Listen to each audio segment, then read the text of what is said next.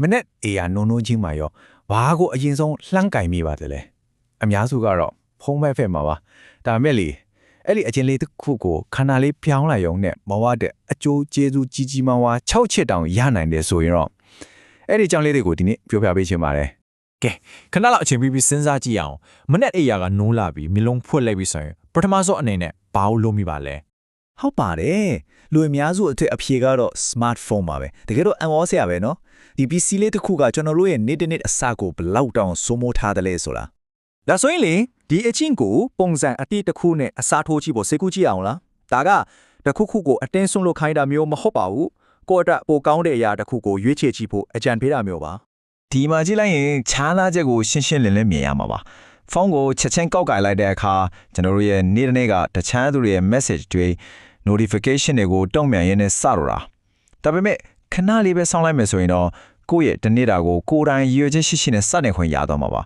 တစ်ဖက်မှာကအချက်လက်တင်တဲ့ဦးနောက်ကရှော့ထွေးသွားချိန်မှာနောက်တစ်နေ့ကတော့စိတ်ကိုတီးတီးငင်းငင်းနဲ့သူ့ပါလားဆိုနိုးထားလာဖို့အချိန်ပေးလိုက်တာပဲပေါ့ကဲဟုတ်ပြီပရမဆိုအနေနဲ့ဒီလိုမနေ့ကအကျင့်လေးကကျွန်တော်တို့ရဲ့စိတ်ကိုဘလိုမျိုးကြည်လင်သွားစေတယ်လဲဆိုတဲ့အပိုင်းကိုရင်ဆုံးကြည့်လိုက်ကြရအောင်ဒီအပိုင်းမှာအဓိကအကျိုးကျေးဇူးနှစ်ချက်ကိုပြောသွားမှာပါတစ်ခုကတော့စိတ်ကိုကြည်လင်ဖြစ်သားဆွေတာနောက်တစ်ခုကတော့စိတ်ဖိစီးမှုတွေကိုတိတိတတာရှော့ချပေးနိုင်တာပဲဖြစ်ပါတယ်ပထမဆုံးအကျိုးကျေးဇူးကတော့စိတ်ကြည်လင်မှုရတာပါပဲစဉ်းစားကြည့်လေမနဲ့အိယာထားခြင်းမှာတည်နေ notification နဲ့ social media feed တွေနဲ့ဦးနောက်ကိုချက်ချင်းမဖြေလိုက်တဲ့အခါဦးနောက်ကသူ့အရှိန်နဲ့သူတဖြည်းဖြည်းနိုးထလာဖို့အချိန်အလွန်လောက်ရသွားတယ်ဒါကတနေ့တာလုံးမှာအာယုံစူးစိုက်မှုပိုကောင်းလာဖို့အတွက်အခြေခံအုံးမြစ်ကိုချပေးလိုက်တာနဲ့အတူတူပါပဲဒုတိယချက်ကတော့စိတ်ဖိစီးမှုရောကြသွားတာပေါ့မနေ့ခင်မျိုးလုံးတောင်တေချာမဖွင့်ရသေးခင်မှာပဲစိတ်ညစ်စရာသတင်းတွေအရေးကြီးဖြည့်ရှင်းရမယ်အလုပ် email တွေရဲ့ဖျားရည်နဲ့လွတ်မြောက်သွားတာပေါ့အဲ့ဒီအခါနေ့တနေ့ကိုပို့ပြီးတည်ငြိမ်အေးချမ်းစွာစတင်နိုင်သည်မလိုအပ်တဲ့ stress တွေအစောကြီးဝင်လာတာမျိုးမရှိတော့ဘူးပေါ့စိတ်ပိုင်းဆိုင်ရာအကျိုးကျေးဇူးတွေကိုသိပြီဆိုတော့ကဲဒီအချင်းလေးကကျွန်တော်ရဲ့ခန္ဓာကိုယ်ကိုရောဘယ်လိုအားရင်ဒီ feel ပေးနိုင်တယ်လဲဆိုတာစချလိုက်အောင်ဒီခန္ဓာကိုယ်အတွက်အချိုးကျေးဇူးတွေအထင်မှာတော့အထူးအားဖြင့်မင်းလုံးကြမ်းမာကြီးကိုကောက်ွယ်ပေးတာရဲ့နောက်ပြီးတော့ညာဘက်အိတ်ဆက်ချင်းအရေးသွေးကိုပိုကောင်းလာစေတာရဲ့ဆိုပြီးနှစ်ချက်ကိုအထူးထားပြောသွားပါမယ်သုံးဖို့မြောက်အကျိုးကျေးဇူးကတော့မင်းလုံးကျမ်းမာရဲ့အတွက်ပါမနက်အေယာထားခါစားမှာကျွန်တော်မျက်လုံးတွေကအလင်းရောင်ကိုပို့ပြီး Hassan Spin နဲ့တက်တယ်လေအဲ့ဒီလိုအချိန်မှာဖုန်း screen ကလာတဲ့အပြာရောင်အလင်းတန်းတွေကိုတိုက်ရိုက်ကြည့်တာကိုရှောင်လိုက်တဲ့အတွက်မျက်လုံးညောင်းညာတာကိုကာကွယ်ပြီးသားဖြစ်သွားတယ်ရေရှင်းမှာလည်း message ချမ်းမာရဲ့အတွက်အများကြီးအထောက်အကူပြုပါတယ်လေးခုမြောက်အကျိုးကျေးဇူးကတော့ access မှုအရေးပြဖို့ခေါက်လာတာပါဒါကဘယ်လိုအလုပ်လုပ်လဲဆိုတော့မနေ့ကမှဖုန်းရလာတဲ့အလင်းတို့ကိုရှောင်ပြီးတော့ပြတ်တင်းပေါက်ကလာတဲ့တဘာဝအလင်းရောင်ကိုခံယူလိုက်တဲ့အခါခန္ဓာကိုယ်ရဲ့ဇီဝနာရီ body clock ကိုအခုနှိုးထုတ်ဖို့အချိန်ဟောက်ပြီးလို့တဘာဝကြအချက်ပြလိုက်တာနဲ့အတူတူပါပဲ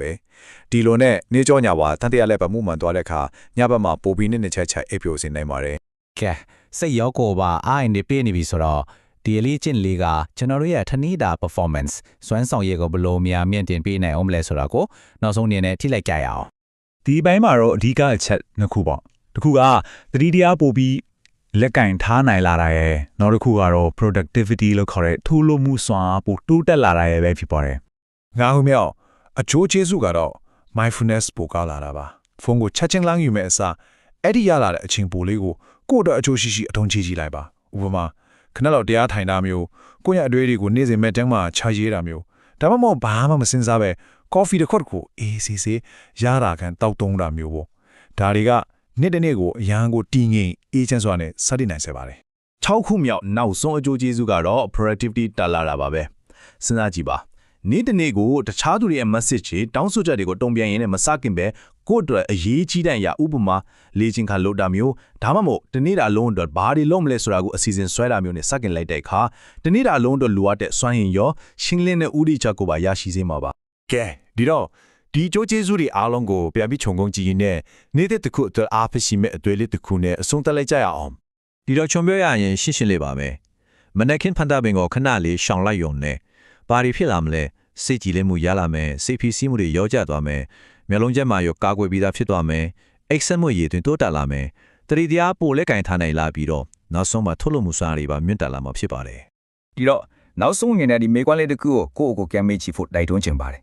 ်မနေ့ကမနက်မှာဖုန်းကိုမကြည့်ပဲကုံဆွန်းလိုက်မဲ့ဖာမဆုံး15မိနစ် ဒါမှမဟုတ်7မိနစ်လေးကကိုယ့်ရဲ့တနေ့တာလုံးကိုဘယ်လောက်ထိများပြောင်းလဲပေးနိုင်မလဲအဲ့ဒီဖြေကိုတော့ကိုယ်တိုင်ပဲရှာဖွေတွေ့ချိကြည့်လိုက်ပါလို့ပြောချင်ပါတယ်